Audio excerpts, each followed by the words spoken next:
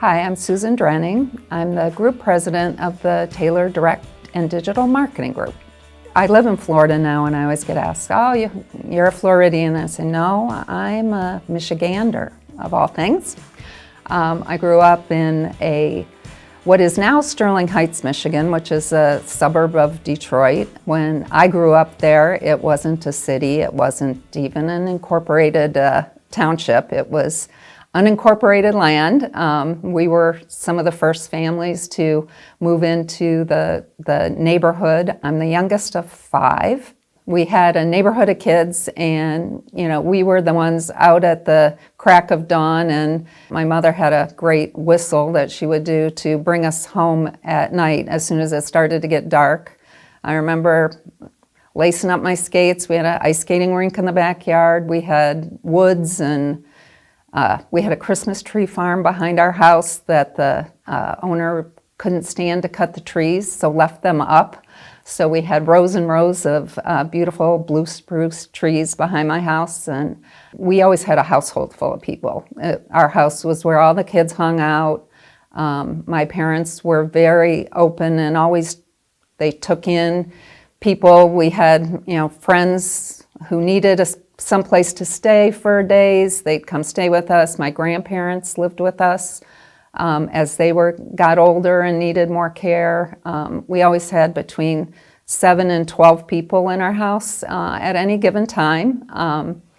And then all my siblings went away to college and left the house, and I had 2 years alone with mom and dad, which were probably my favorite years of my life because I had their full attention, and they were great.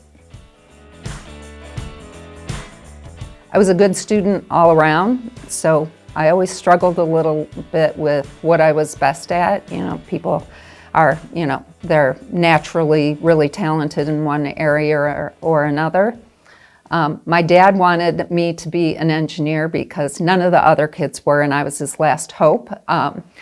And while I could get A's in math, it was mostly through memorization because I didn't really get it. So he gave up on me for that. But I had a teacher in high school who said to me, I took AP classes and we had to do essays on our tests. And I picked a topic where he said, we didn't even cover that subject in class, but tell me what you wrote. And I told him what I wrote, and he said, you're such a good writer that you're probably going to do okay on that, even though you didn't know the subject matter. And so I realized that I really loved to write, and I went on to get a journalism degree. So he really steered me in the direction that was what I was good at and what I enjoyed. And I've used my journalism degree in all kinds of strange ways since then.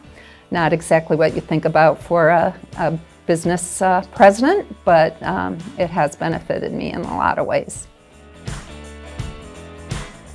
My dad was just out of the Navy, and they met on a blind date, and it was literally love at first sight. My dad had just gotten out of the Navy. He was going to University of Detroit to become a chemical engineer. My mother waited tables and helped him get through college, and they started their family. My parents were married for 68 years. My dad passed away when he was 94 in 2016, and my mother passed away last year at 97. Never a harsh word between them, just an amazing relationship, and really set the stage for what I think of as family. When I was in my sophomore year at Michigan State, my father retired. And my parents sold their house in Michigan and moved into my grandfather's house in Fort Lauderdale. And I was at a kind of a crossroads in my college career where I felt like I knew where I wanted to go. I hadn't settled on journalism yet, and I wasn't quite sure if I wanted to continue. So I took a semester off and went with my parents to Florida, and thought about it a while. I have my oldest sister, who's 12 years older than me, was the doing public relations for a racetrack in Northern California, Laguna Seca Racetrack in Monterey, and she needed a secretary for the summer. And when I finished college, I thought I was going to go back to California because I love California too. Loved the ocean, loved hiking, the mountains. Thought I was gonna go back. But I went and spent the summer with my parents in Florida, and I got the idea that I wanted to stay for a little while, at least through Christmas. That was my thought. So I went and I interviewed for a job. I interviewed for one job, sent out one resume, interviewed for one job, got that job at First Marketing.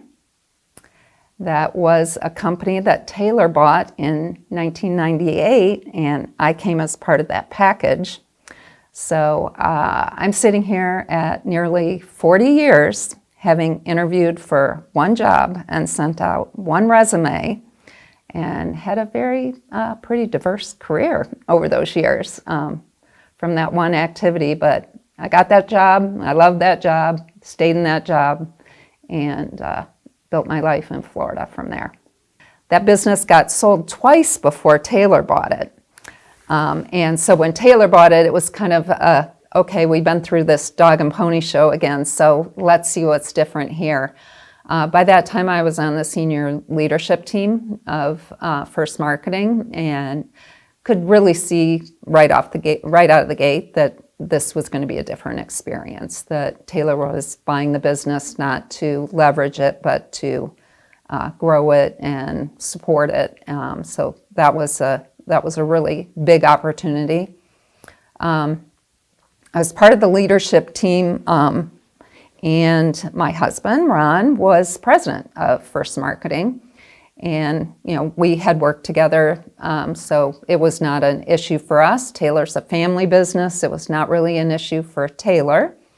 But I did at one point raise my hand and spoke to leadership at Taylor and said, if there was an opportunity for another business in South Florida, I would like to be considered.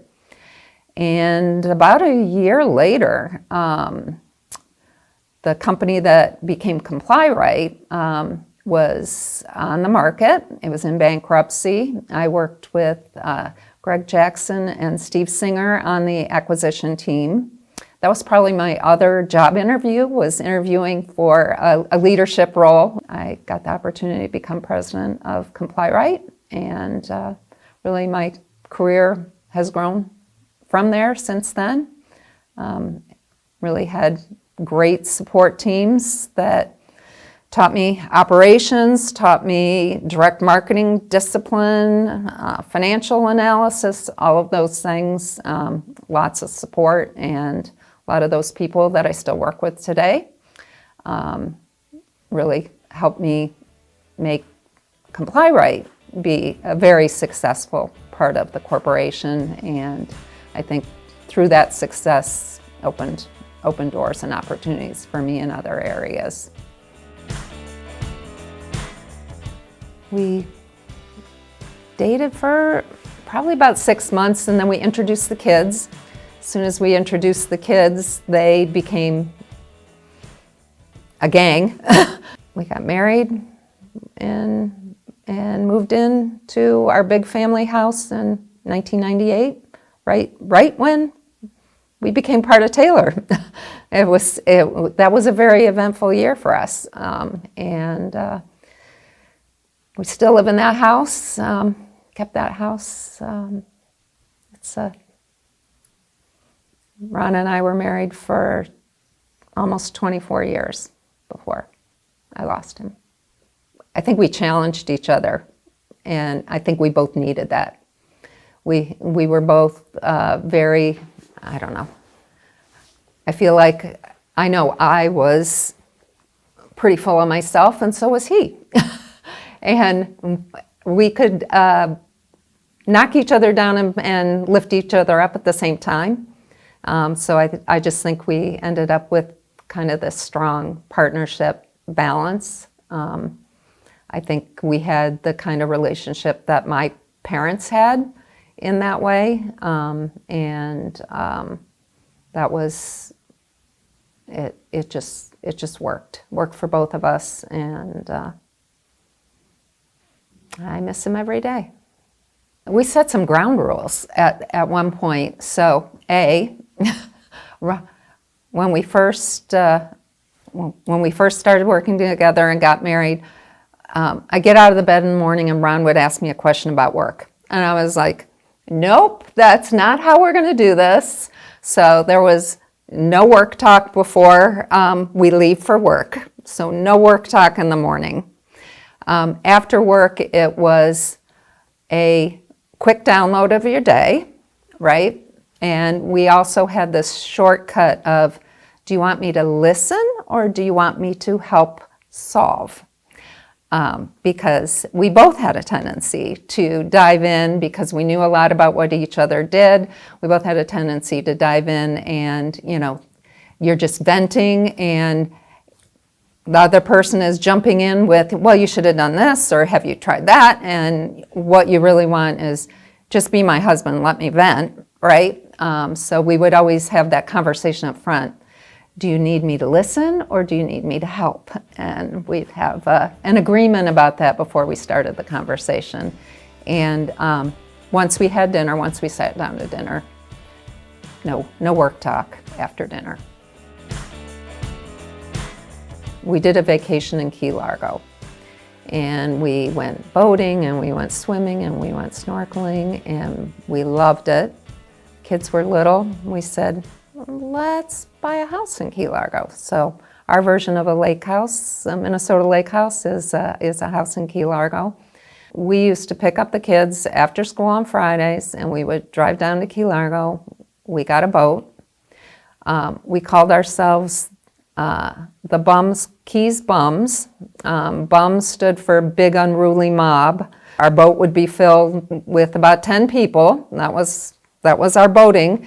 And we'd go out and we'd go tubing, we'd go snorkeling, we'd go fishing, we'd just go hang out in the water all day. And then we'd come home and we'd eat dinner and we'd play games all night. And that was our weekend getaway. And just envisioning the whole family on a boat with Ron at the helm, Captain Ron, we called him, and he loved nothing more than to be out on the boat.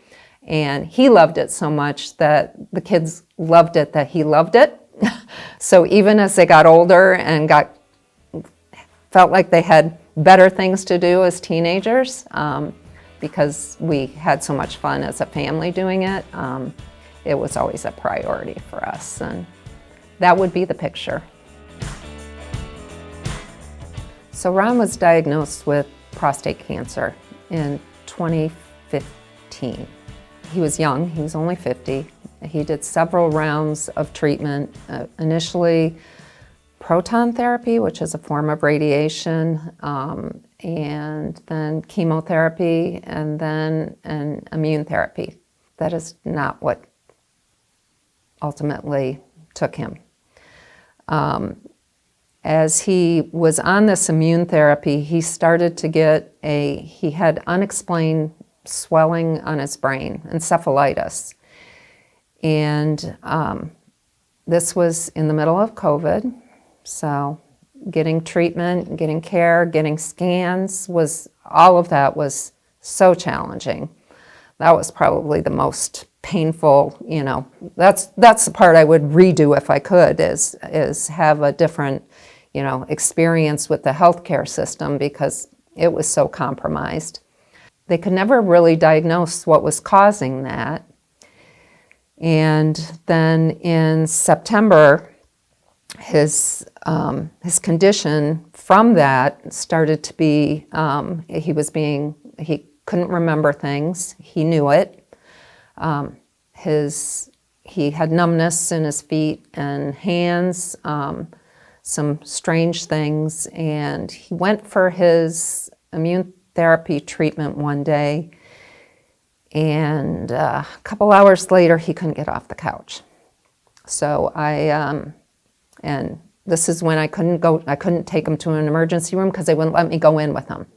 and I couldn't move him. So called EMS, and they came and took him to the hospital, and he was diagnosed with a glioblastoma, which is a inoperable, fast-growing brain tumor. And it hadn't shown up on a scan in August, and by October, it was terminal.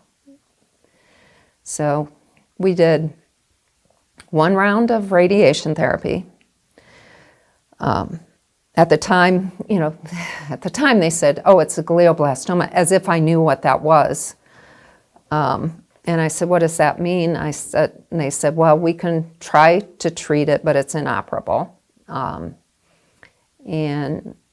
I said, and if we don't, and they said, 3 to 4 weeks. And I hit the deck hearing that. So we decided to do radiation, which we got him out of the hospital. That was one goal. We got him to our son Brad's wedding at the end of October. And we got him through Thanksgiving and Christmas together. You really know if you raise great kids when you have, I needed them, Ron needed them, they needed each other.